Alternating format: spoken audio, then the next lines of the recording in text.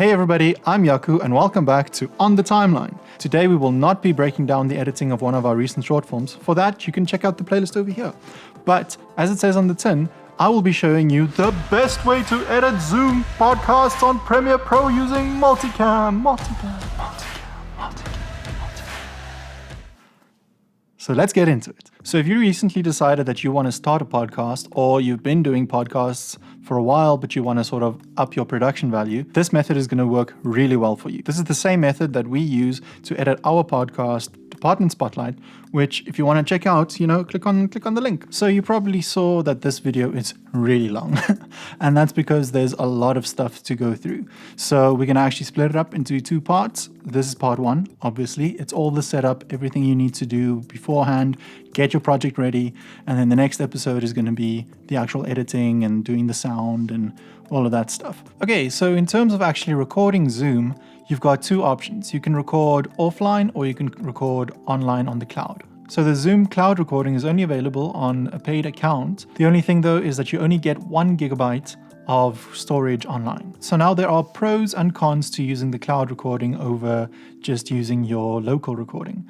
The local recording allows you to record every audio source separately, which is very helpful, but it does require you to have a very stable internet connection. Stability might be better on Zoom Cloud, but it records everything in one audio track, so it's already mixed. It's a lot more difficult to separate them out. Another cool thing about recording locally is that it records at like a slightly higher resolution, which is always helpful. So let's check out the settings on Zoom in the local recording and then on the cloud. So in the local recording, you want to open up Zoom, and once you've signed in, you just come here to Settings, Video. Hey, there I am. So you want to enable HD right here and make sure that touch up your appearance is off, because you can see, hey, I'm all smooth and stuff, but it looks a little bit out of focus. Okay, and then the most important thing is you come here to the recording settings. You want to set this to record a separate audio file for each participant, and the most important, optimize for third-party video editor. The one thing to note about recording locally is that it records whatever you see on your screen. So you don't have the option later to switch between the gallery view and the speaker view. It just records what's on screen. So once you have your call going here, like I said, it records what you're seeing. So if you have this open, it's going to record the speaker view, and it's just going to switch randomly between anybody. So what you need to do, very important, is click on the gallery view. Okay, and now it's going to record the gallery view, so everybody will be separately the whole time. And this is what we're going to use a little bit later. Let's move on to the cloud recording settings. I like to record the active view, the gallery view, and the shared screen separately. Also record an audio-only file, very important. And then also, this is the most important one right here. Optimize the recording for third-party video editor. All the other settings you can just turn on and off as you like. These are just the ones that are most important for our purposes. So even with all of those settings in Zoom, the way that you would get the best quality is if each of your participants recorded their own feed separately at their houses or wherever they're recording from. Now, the best way to do that, obviously, is for them to set up a camera like we have here and that we do in Department Spotlight. But if they don't have access to a camera, they can also just record the feed from their webcam and the laptop audio locally on their side and then just send it to you via, WeTransfer.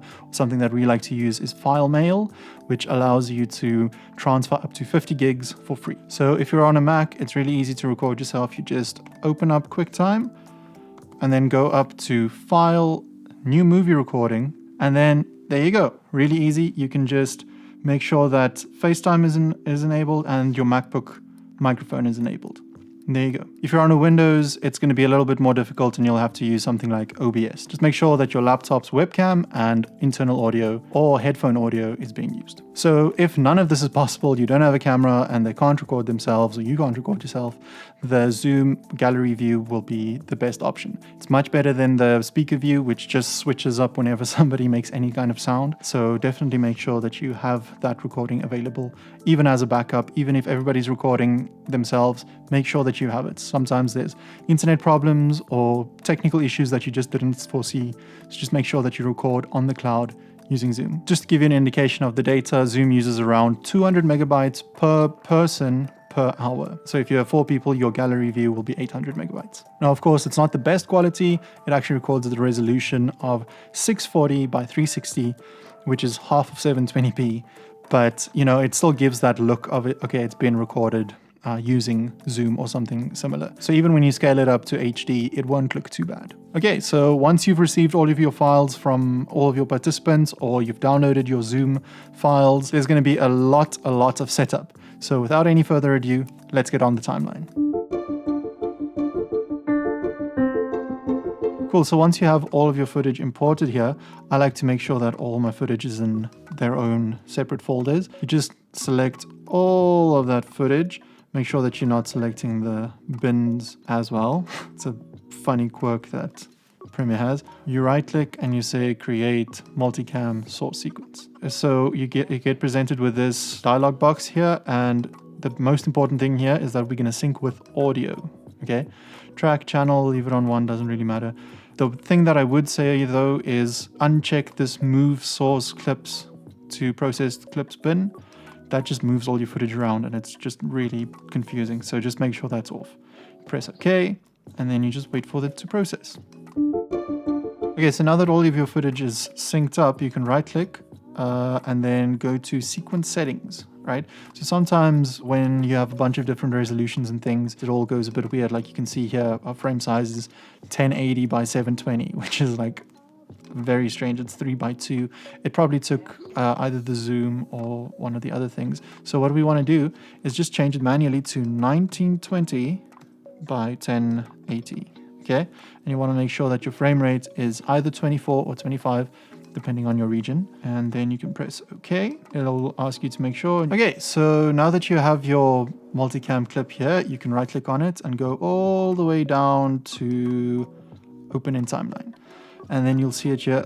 Don't worry about the program view. I know it looks super confusing and wrong and just bad, but we're going to fix that. Okay, so here's a tip. If you press the tilde button on your keyboard, it makes whatever your mouse was on full screen. So if I'm on the program and I press tilde, it makes that full screen and it makes that full screen. The problem here that you can see is that there's so many video tracks.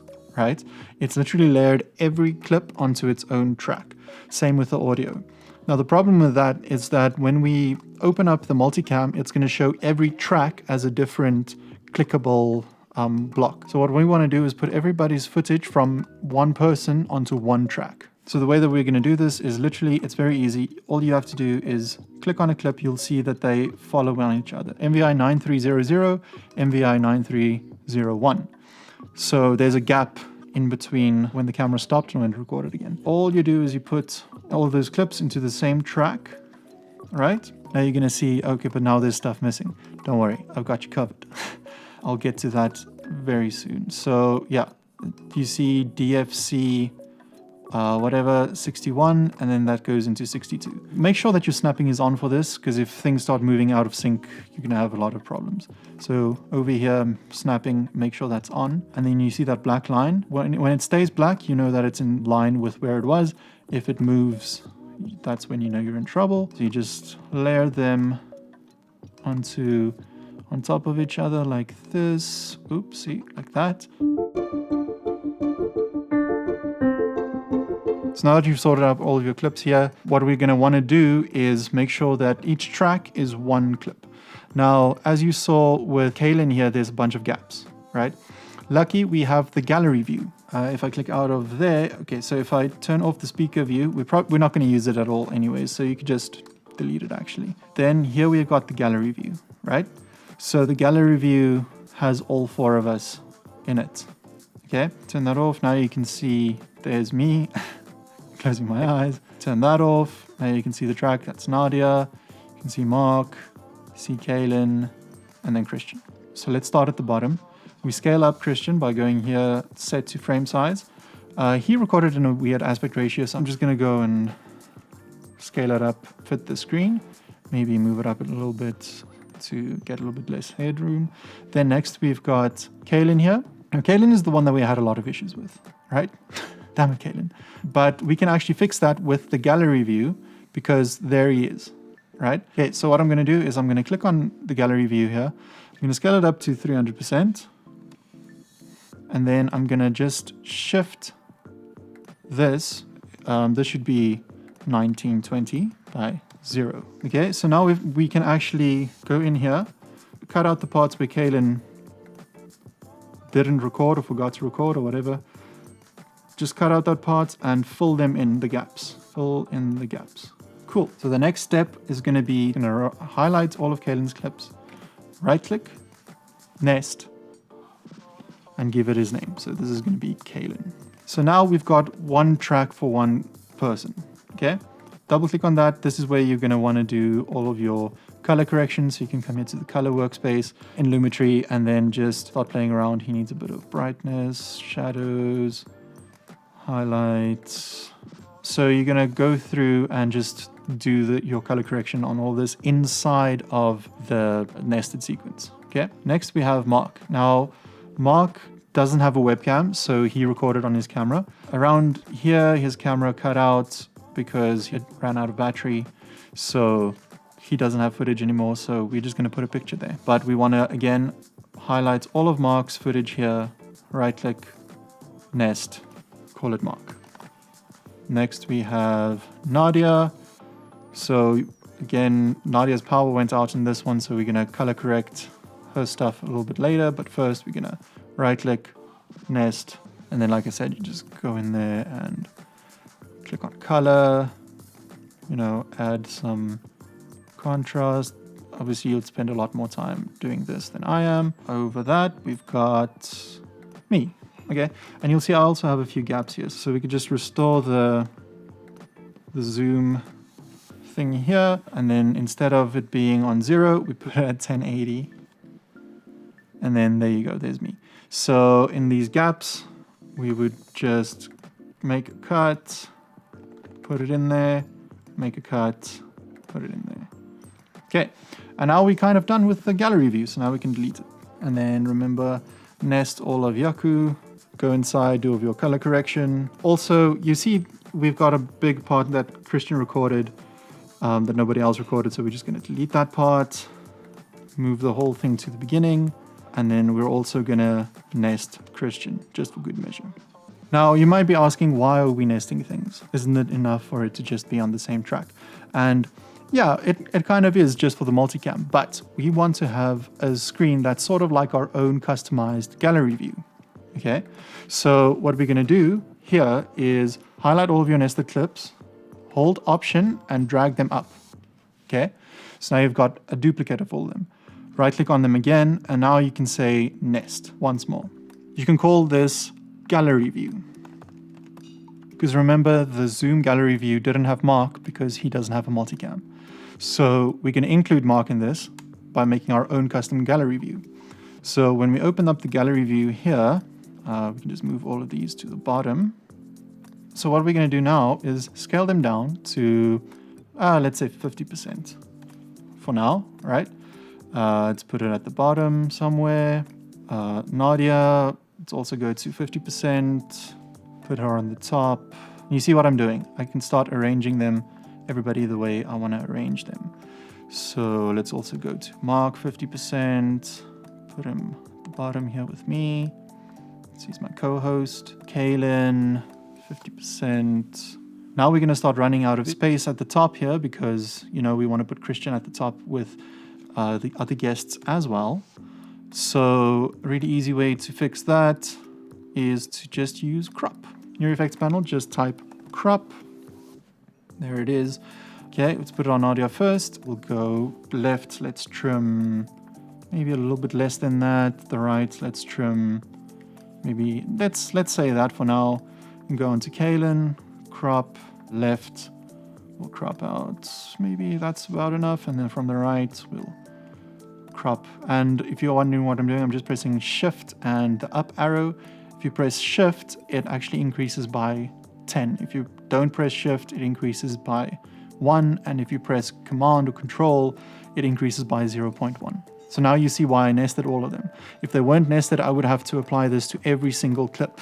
Once it's nested, it's easy. I can manage all of the sub clips within the same clip. So Christian, apply the crop there. Okay, so once you've arranged them all the way you want, now you can add a background. Because, I mean, you can keep the black, but I like to add a background that, make sense for the story that we're telling. So this is where organization gets really important. You see all these sequences and things. So we haven't actually started with the main sequence yet. So I'm going to just move all of these sequences into a bin called Multicam. Okay. And I'm going to put that Multicam folder inside another folder called Sequences. You'll see why in a minute. So then I'm going to import our image, which is background shape over here. It's over there. Just put it, and you probably won't be able to see it, but then just extend it. And there you go. Now we've got a little bit of a background. You can make this anything. If you want to potentially make something like Reunited Apart, you can come here, add a black video, put it on timeline there, go back to your effects, just type gradient, and then you get the 4-color gradient. And there you go, it already looks something similar, but then obviously you can adjust your parameters the way you want. You maybe want the green there to blend with the blue or whatever. And so yeah, you can really play around with whatever background you want. Now the last thing is to make sure that all of your sound is at the top, the sound that you want to use, that is. So we're gonna want the sound that was recorded straight from everybody's microphones. So let's just listen to the top one. It's a phone. Okay, that was Mark's sound. And then if you go to the next one, that's me. Go to the next one. Amazing. Amazing. Okay. And that's the Zoom, okay? And director, sometimes producer, and sometimes editor. Yeah, and that's Christian's sound as well. So those are the 4 ones that we want to use. Whenever you have sound separately recorded from your participants, that's the sound you want to use. Now the setup is almost done and we can almost start editing. First thing we need to do to get that going is to right-click on our multicam sequence again. Go down here to New Sequence from Clip. Okay. So it's going to import 1 track, and then we had our multicam sequence here, the master set to 5 channels. It should actually be 2 channels. So it imported 5 channels. We're just going to delete all of the sound. Okay, that might sound a bit scary, but we're going to delete all of that sound. We're going to copy the sound from the multicam to our main sequence. And just to make sure that we copy it into the right spot, I'm going to copy this time code, and I'm just going to paste it over there because that's where the sound starts. I'm going to highlight all of our sound clips here, copy them, come through to our sequence and paste. Okay, now everything will still be in sync. One thing that's very important is naming your files. So remember, this was your multicam sequence. Let's call it All Together. That's what I like to call the multicam sequences. And then we're going to rename our main sequence to, let's say, Department Spotlight, to the name of your podcast, basically. Spotlight. And then I want to take that out of the multicam folder, but still inside the sequences folder. Okay, now that that's named, the last thing that you need to do is in your multicam sequence here, you see we've got all these tracks, all right? So if we click here on the multicam view, we've got all these empty black tracks, and that's because there's a lot of empty tracks in our source. So we're gonna right click anywhere on the side here, say delete tracks, and then delete all video tracks. You can also delete all audio tracks, but we're not gonna use the audio from the multicam anyway, so delete all video tracks. And now you see it stops at the top one. And then when we come back here and we click on the gallery, there we go, 6 channels, because we've got our 5 singles. And oh, by the way, if you can't see this toggle multicam view button, you're going to press here the plus to open up your button editor. You see the multicam is there, and you just drag it down to your button bar. Okay, press OK, and there you go. You can actually customize that as well. If you want to remove it, you could just drag it in there, and that goes for any of them. Okay, so now that all the setup is done, we can finally start editing. But this video is already like 20 minutes long, so we're just going to put that in the second part. We'll see you in part 2. And if you made it this far, then obviously you like our content. So just click the subscribe button. We release new videos every Tuesday and every Friday, with a new short film on the first Friday of every month. So, you know, it's like you get to see how we make films, you get to see our films, you get to just learn along with us. So until next time, stay inside and make your movie or podcast.